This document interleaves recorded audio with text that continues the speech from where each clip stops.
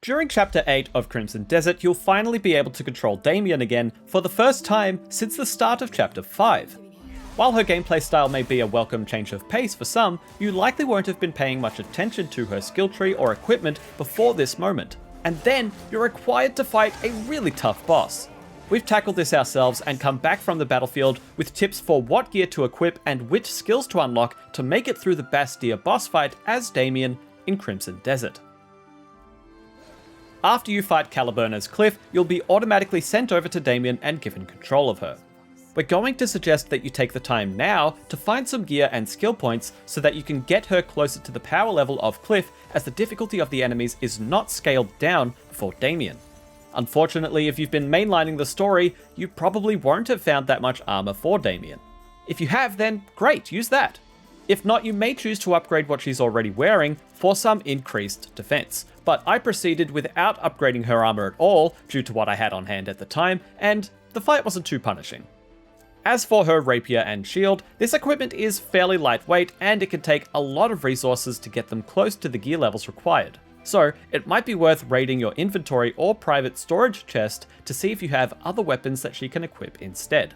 For example, I used the Igneer longsword, which you unlock during the main story, as it was somewhat upgraded already and nearly 10 attack points stronger than Damiane's rapier, saving me a bunch of upgrade resources. Just keep in mind that this will change her moveset somewhat. A brief warning while we're here, one of our guide riders had difficulty accessing their storage in this section of the game, as there was a Greymane mission for Cliff right next to the tent at camp where the chest is located, which automatically turned Damiane away because, quote, "this is Cliff's story." If you have this issue and it hasn't been long since you changed characters, you may be able to load a checkpoint from before Cliff's fight with Caliburn in order to either clear the mission marker at the camp, or put some things in your inventory or storage for Damiane to equip later. The biggest gap between Cliff and Damiane that you're likely to notice will come down to skill point imbalance. The core stat nodes in the skill tree are common across all the characters, so their health, stamina, and spirit meters will be the same, but basically everything else is leveled separately. You can quickly get a bunch of skill points for Damiane by using a Faded Abyss artifact in order to reset everyone's skill trees, and then redistribute those points into Damiane's skills instead. If you don't want to lose your skill tree progress with Cliff and Unka, you can try to earn skill points by playing the game normally. Just be warned, we're going to suggest using more than a dozen points to tip the scales back in your favor, and that could take a while to earn without resetting the board. There are two types of combat to keep in mind when applying points: engaging in regular infantry combat and taking on a difficult boss. Many of the grappling attacks and advanced movement abilities at Damiane's disposal are excellent for a big group fight, but not for a one-on-one duel. If you're just trying to blast through this section of the game and get back to Cliff as fast as possible, know that you don't technically need to fight many regular enemies. With this in mind, you may want to save points that you might have put into grappling and put them into these following recommendations instead. The best skills you can level up for a boss fight are your regular weapon abilities. Putting skill points into armed combat, or your R2 skill, called Celestial Strike for longswords, will make all of your normal attacks deal significantly more damage. So we maxed out both of these nodes. We also maxed out the Smiting Strike ability, which is the R1 plus R2 charge attack, as this added extra swings to the combo, plus made the attack ignore super armor while giving us some of our own. The only downside of this skill is you can't use it repeatedly due to the spirit cost involved. The key ability that turned the tide of this fight for me was Holy Explosion. This is Damiane's R1 plus X combo when using the longsword, and it strikes an enemy twice. Once when the sword connects, and again when a bolt of energy strikes. You can upgrade it to include a follow-up strike, although it is pretty potent at its default skill level 2.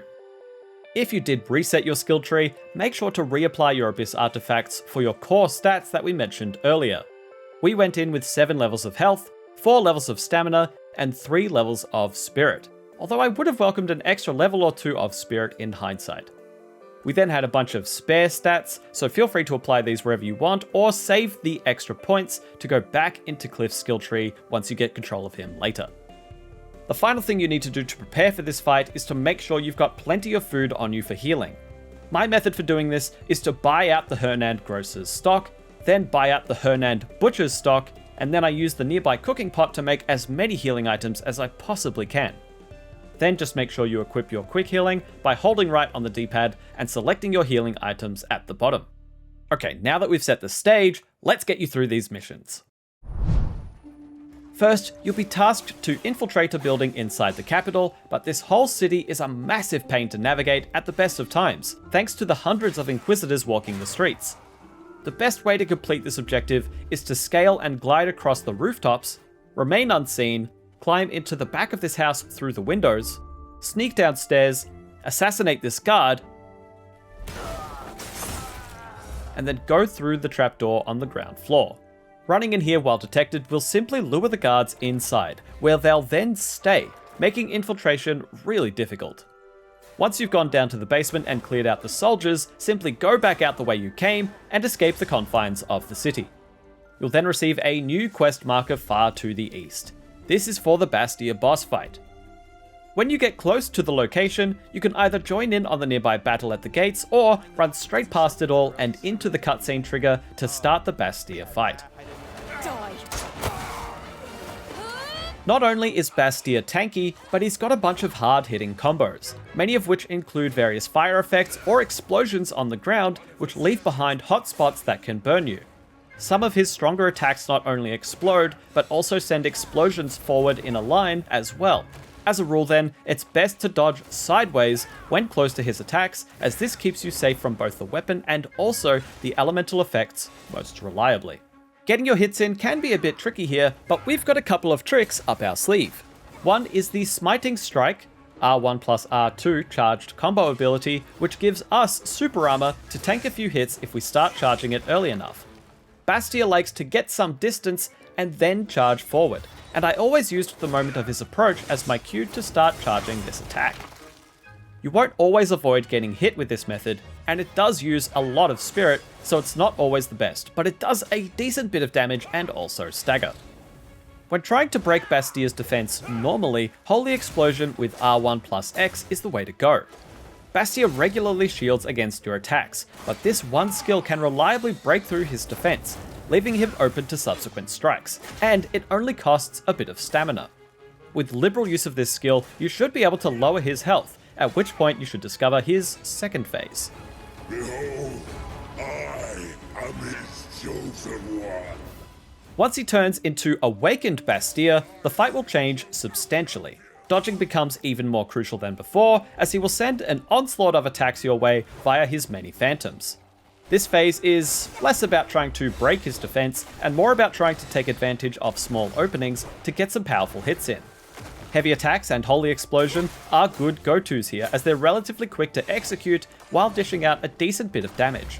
You can also use your R1 plus triangle stab ability to close the distance if you're a bit far away. Just don't overcommit by spamming your attacks, because you need to be ready to dodge again when he strikes back. With all this in mind, you should be in the clear to take this cursed knight down and wrap up Chapter 8. You'll soon be able to control Cliff again and get back to your old skills and abilities. Although you may want to reset your skill tree again in order to do this.